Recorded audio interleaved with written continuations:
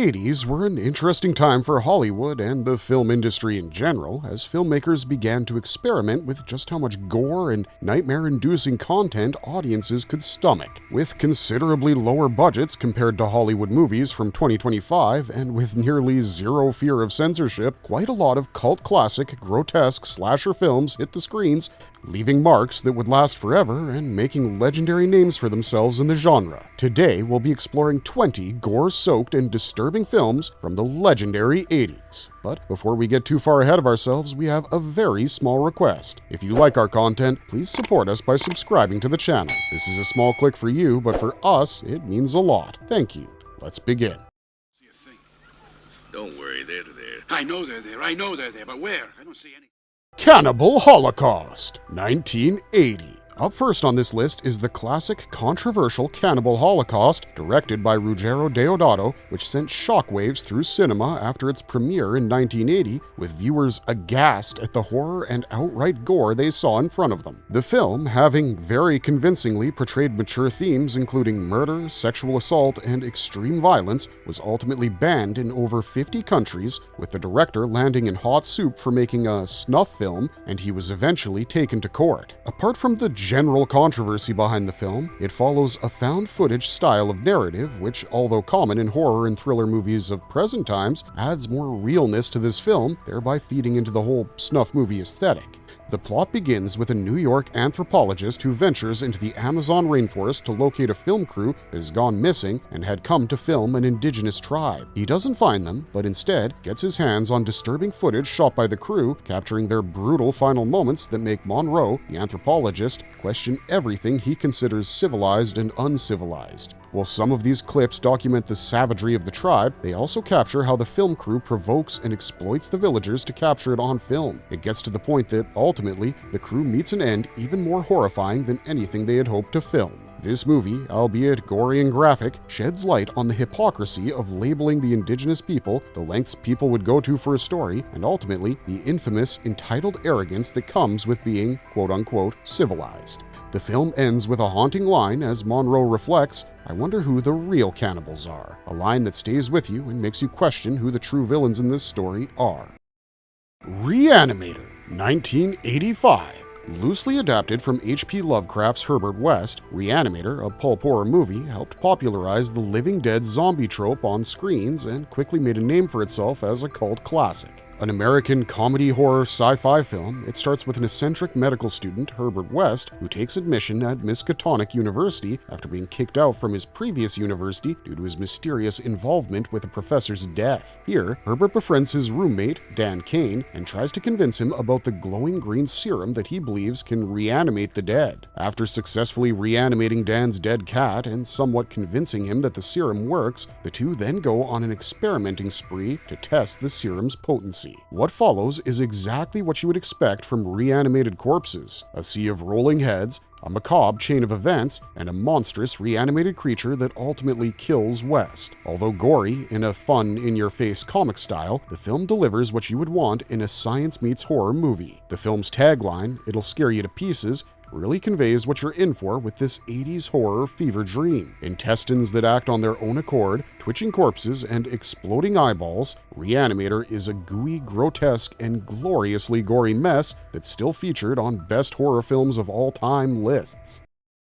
Hellraiser, 1987. Third on this list is Clive Barker's Hellraiser, a first-of-its-kind movie that blended horror with sadomasochism with a heavy dose of gore that instantly had its viewers hooked. Far from being a typical slasher film, Hellraiser does a good job psychologically blurring the line dividing pain and pleasure. The story begins with Frank Cotton, who solves a mysterious puzzle box and unknowingly opens a portal to another dimension. From this dimension emerges the Cenobites, extra-dimensionals that tear into him, not able to differentiate pain and ecstasy. Frank's brother, Larry, and his wife, Julia, move into his house. A drop of Larry's blood resurrects Frank's distorted, skinless body that's hidden in the attic of the house, begging for Julia's help. Julia, who once had an affair with Frank, lures men to the house, where Frank feeds on them and starts to regenerate his body. When Larry's daughter, Kirsty, solves the puzzle box herself and comes face-to-face with Pinhead, who's heading the Cenobites, she must make a chilling bargain to save herself and escape. The infamous line from the movie, "We'll tear your soul apart," is proper nightmare fuel.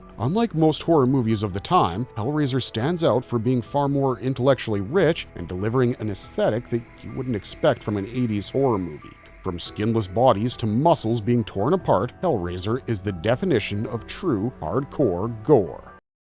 The Evil Dead, 1981. The first installment of this iconic franchise, The Evil Dead, directed by Sam Raimi, set the blueprint for indie horror success. Banned in several countries upon release due to its unbelievable gore, sexual violence, and horror, Evil Dead quickly gained popularity for the very same reason. This film, in fact, helped cement Bruce Campbell's character as a horror legend after the release. A group of 5 college friends decide to spend time at a remote cabin in the woods. While exploring the cabin, they discover a mysterious book and a tape recorder in the basement. The book, the Necronomicon, is a book of the dead left behind presumably by the previous owner of the cabin, an archaeologist. When the tape is played, it recites passages from the book, which are basically incantations to unleash a demonic presence which then haunts the entire forest surrounding the cabin. One by one, the 5 teenagers begin experiencing eerie and disturbing sequences due to the spread of the demonic force. The possessed become deadites, which is just another name for a demonically possessed being.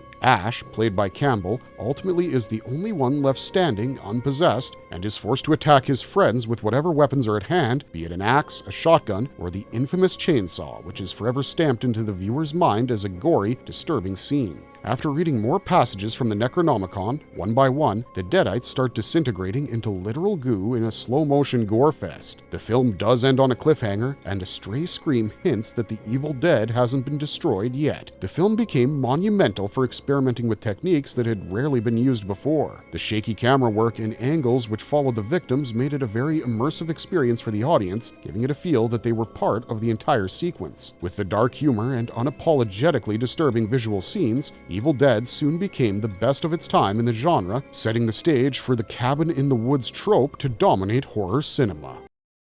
Evil Dead 2, 1987. Following the massive success of the first film and the growing craze among horror enthusiasts, Evil Dead 2 served as both a sequel and a remake of the original. Leaning more towards the slapstick horror comedy genre, though it didn't garner as much success as the first, it definitely solidified Sam Raimi's directorial genius. Evil Dead 2 is a soft reboot of the first film, and it stars Ash, the protagonist of the previous movie, returning to the cabin in the woods, this time with his girlfriend Linda. Again, the couple and their friends discover the Necronomicon and the tape of incantations, which awakens evil forces within the forest. Linda is possessed, surprise, surprise, and Ash has to decapitate her and bury her in the forest. Ash then gets possessed at dawn but breaks out of it when daylight appears. A series of maniacal and nightmarish sequences follow, with Ash being tormented by his own severed hand and the cabin itself transforming into this entity that distorts reality. The daughter of the archaeologist who lived in the cabin before returns with a group of her friends and attempts to translate the remaining pages of the Necronomicon. As expected, the group starts getting possessed and Ash gets a chainsaw hand in place of his severed hand, and the rest is a blood-splattering mess. This film, though bordering on absurdity, proves horror can still be funny along with being scary.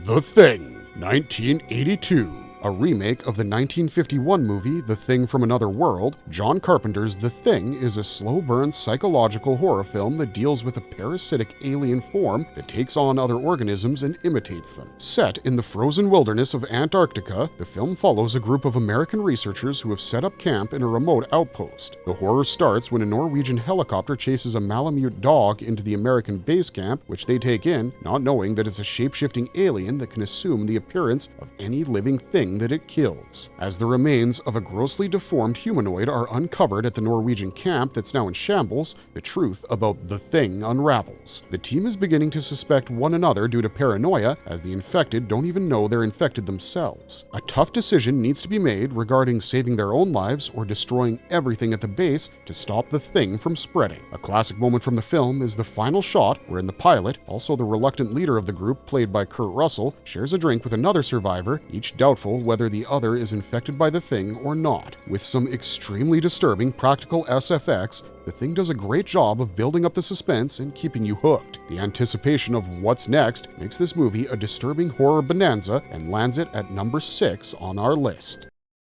The Fly, 1986. The Fly is a sci-fi horror movie, again a remake of a 1958 film of the same name. Seth Brundle, the film's protagonist, played by Jeff Goldblum, is an eccentric scientist who's hell-bent on building a teleportation device that he calls telepods. A journalist who documents his progress also becomes romantically involved with him. After multiple successful trials of teleporting both inanimate objects and living creatures, he decides to test the device on himself, but unbeknownst to him, inside the pod is a common housefly, and during the teleportation process, the DNA of Brundle and the fly fuse together, which is still not known to Brundle. He feels healthier and fitter for the following days, but then starts to decline. His fingernails and teeth fall off, skin starts peeling and oozing, and in its place, an insect-like exoskeleton starts to form. And that's when Brundle knows the fly isn't in him, but it's becoming him. The movie then takes on a depressing and visceral turn as Veronica continues to see her love and now the father of her unborn child slowly lose it all. In a final act of love, Veronica ends the Brundle fly's life. Although certain scenes are hard for viewers to stomach, apart from its gore and visually repulsive sections,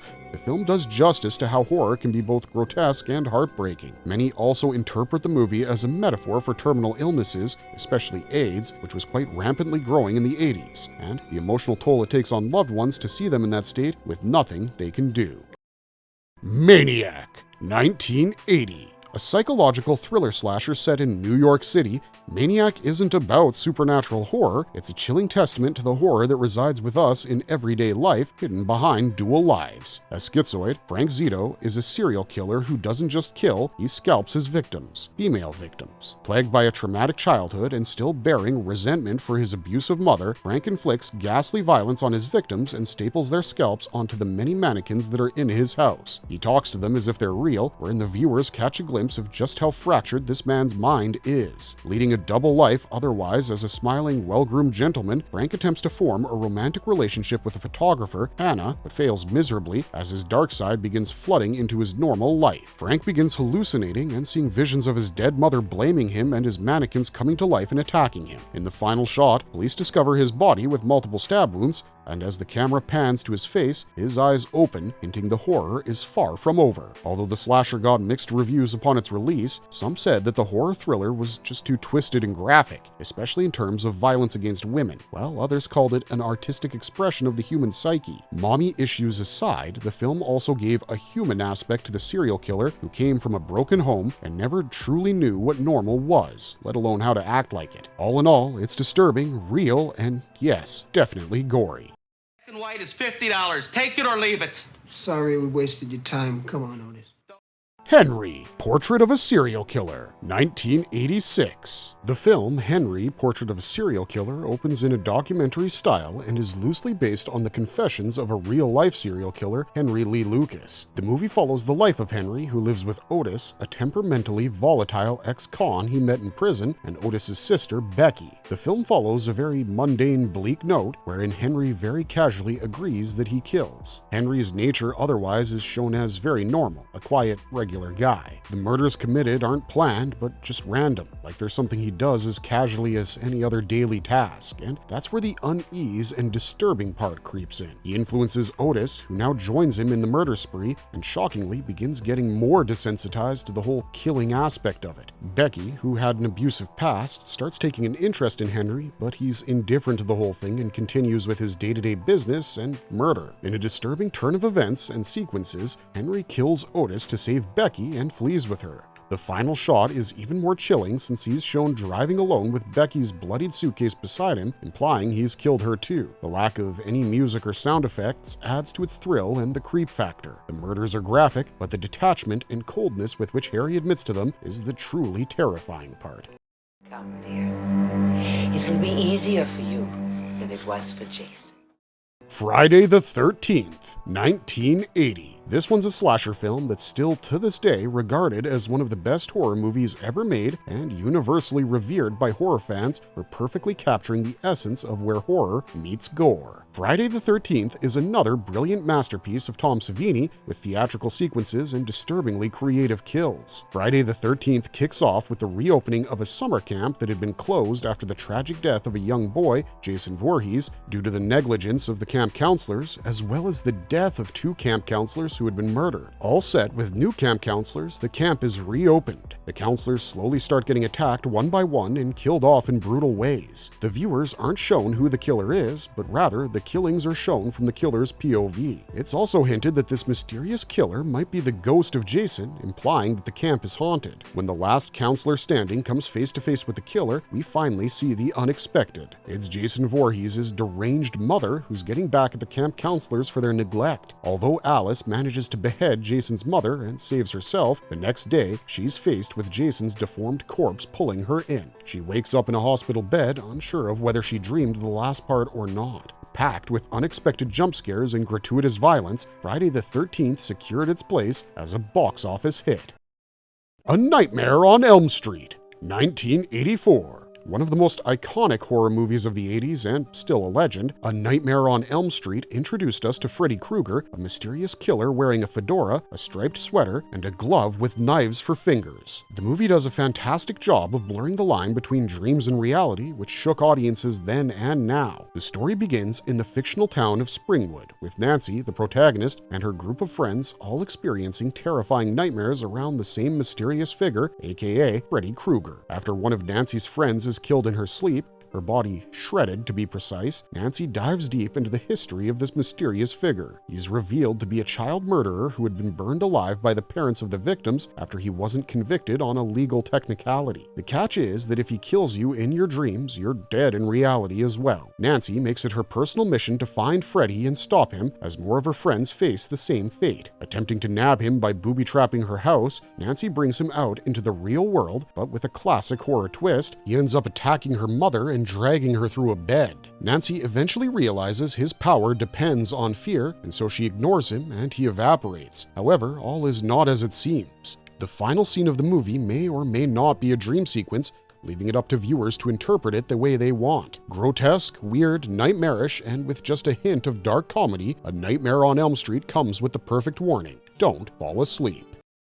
Sleepaway Camp, 1983. Although not as splatter-heavy as some of the other names on this list, Sleepaway Camp is often lumped in with other camp horror slasher movies like Friday the 13th, although it's something different. It's a movie that comes with a shocking twist no one saw coming. It begins with a boating accident that kills the father and one of the two children involved. The surviving child, Angela, is then taken care of and raised by her aunt and her cousin Ricky. Angela and Ricky go to a summer camp. Angela is shown as a withdrawn, introverted girl, and Ricky, her cousin, is very much overprotective of her. Angela is bullied by her fellow campers and ogled by the adult counselors. People at the camp start getting injured and killed in graphic and bizarre ways, with Ricky being a prime suspect because of his short fuse. The last scene of the film is of Angela, stark naked on the beach, cradling the decapitated head of one of the campers, and it's revealed that she's actually a boy named Peter, the same kid who supposedly drowned in the boating accident. But the aunt, who wanted a girl, raised the surviving boy, Peter, as Angela. The general premise of the movie hasn't aged well, with themes like gender identity, gender being treated as a monster, and clear predation from adults used liberally throughout. Although it's definitely a slasher movie, it's the psychological what next that makes this movie disturbingly good.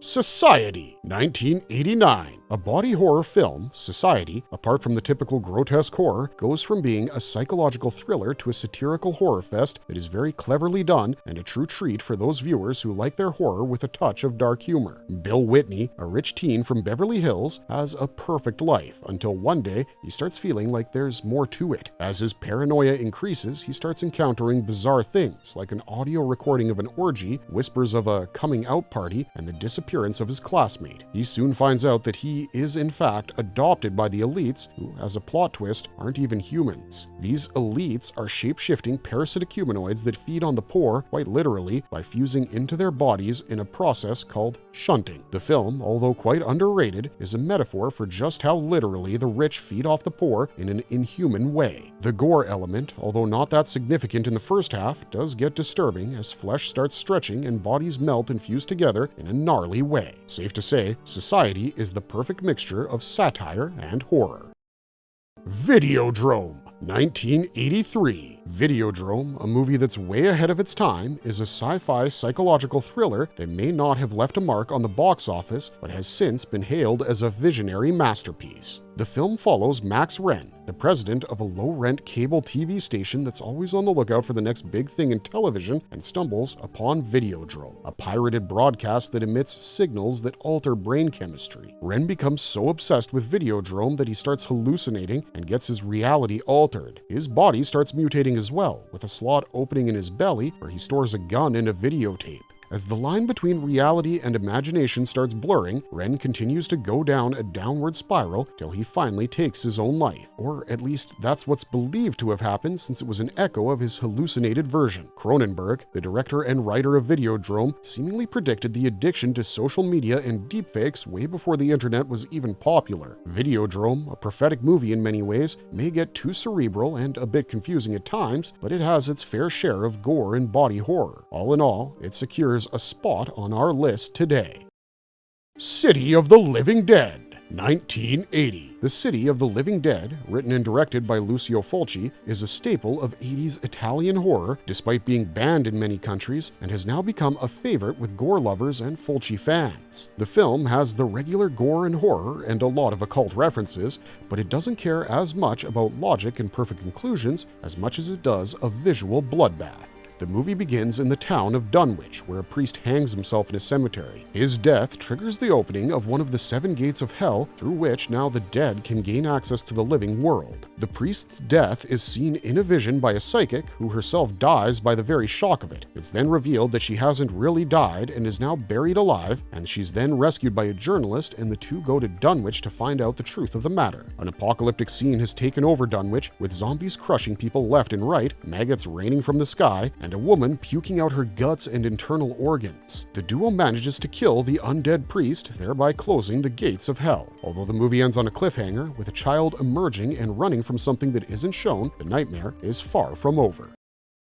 Basket Case, 1982. An interesting and grotesque concept for a movie that hadn't been done before, Basket Case comes with a breath of fresh air, or rather putrid air, and sets itself apart from the typical gore fests and body horror films of the 80s. The film's opening shot is of a regular Joe guy, Dwayne Bradley, who's walking down the streets of New York and checks himself into a seedy-looking hotel. With him is a large locked wicker basket, inside which is his separated conjoined twin brother, Belial. A deformed, clawed lump of flesh, Belial is menacing and authoritative. The twins were separated against their will as kids and are now on a revenge mission to hunt down the doctors behind the operation. As more and more people start dying, Dwayne starts to feel guilty and craves the feeling of normalcy, having developed feelings for a receptionist, Sharon. Belial senses this due to telepathy and, getting possessive, assaults Sharon. The film ends with Dwayne falling from the window with his twin Belial, a testament to how the twins' fate was intertwined until the very end. Basket Case is equal parts weird, tragic, and deeply unsettling. Alligator, 1980. An underrated film of the 80s, Alligator is a feast for those who love creature-based horror and gore. The movie starts with a little girl buying a baby alligator on her Florida vacation, but later her father flushes it down the toilet into the sewers. As is typical of 80s horror, the alligator undergoes a transformation and mutates into a 36-foot-long beast due to illegal genetic experiments using discarded animal carcasses from a pharmaceutical lab. Bodies start turning up in a mutilated state, and the cause, the monstrous alligator, comes to light. A reptile expert is consulted, and it's revealed to be the same girl who had originally flushed the baby gator, now a grown woman. The gator makes a dozen appearances, leaving behind a trail of carnage before it's finally blown to bits. The last scene of the movie reveals another baby gator in the sewers, meaning the cycle still hasn't ended. The film, which doesn't really boast any logic, is a chilling killer animal flick packed with gore galore. The House by the Cemetery, 1981. Another one of Fulci's classics, The House by the Cemetery features widespread practical gore and a somewhat predictable plotline, but has that slow burn horror element to it that keeps viewers hooked. The movie opens with a woman searching for her boyfriend in The House by the Cemetery, only to find his body stabbed with scissors. A monstrous figure drags the woman down to the cellar and kills her with a French knife. The Boyle family then moves into the New England home, which was previously owned by Dr. Dr. Freudstein. A girl, May, who is seen only by Bob Boyle, the young son of Norman and Lucy Boyle, warns him to stay away from the house. Unsettling, supernatural events start happening at the home with no explanation. Bob witnesses the decapitation of his babysitter in the basement, but isn't successful in convincing his parents. Norman and Lucy are both killed in a gory, visually graphic way by an entity in the basement who is revealed to be Dr. Freudstein and who survives by harvesting organs. Bob is saved by May and her mother, Mary Freudstein, hinting that it's an ongoing cycle that won't end anytime soon. Day of the Dead, 1985. A film set in a post-apocalyptic world overrun by zombies, Day of the Dead successfully manages to blend intense gore with mounting psychological tension. Starting in an underground military bunker, a group of scientists and soldiers are surviving in the imminent face of the zombie outbreak. The soldiers start getting increasingly restless as resources dwindle, but a scientist, Dr. Logan, successfully trains a zombie, Bub, believing in the possibility of coexistence. In the end, it's not the threat present outside that becomes the cause of their destruction, but the growing rift between the two groups that escalates into a violent showdown. The zombies ultimately gain entry to the bunker, and what follows is a total bloodbath. Only one of the scientists who was leading the other scientists escaped, carrying with her hope for a new beginning. Cannibal Fox, 1981. At number 20 on today's list of gory and disturbing movies from the 80s, we've got Umberto Lenzi's Cannibal Fox, and it's often marketed as one of the most violent movies ever made. Frequently compared to Cannibal Holocaust, but different in terms of narrative eloquence, the movie is famous for its extensive gore, extensive animal killings, and more violence than can be stomached. Gloria, an anthropology student, travels with her brother and friend to find out if cannibalism ever even existed. They meet two shady Americans who are hiding out in the jungles and have taken advantage and exploited people from the tribe and set off a horrific chain of events. The tribe captures Gloria's group and the two other Americans to seek revenge. After killing the two other Americans and Gloria's friend, the tribe spares Gloria and her brother. After going back to New York, Gloria remains staunch in her statement that cannibalism doesn't exist, despite having experienced it firsthand. With its fair share of gore, controversy, and stomach-churning sequences, Cannibal Fox remains a cult classic. Marvelous verdict! And with that, we've successfully explored the gloriously grotesque era of the 80s. From blood-splattering slashers to occult possessions, the 80s had it all. With the aim not to scare but to scar, 80s horror paved the way for many cult classics which to this day remain legends. Which of these films chilled your bones the most? Or did we miss out on a blood-drenched masterpiece that still haunts your dreams? Let us know in the comments down below. And if you liked our content, don't forget to leave a like and subscribe to us if you haven't already. Otherwise, thanks for watching, stay safe out there, and have a marvelous day.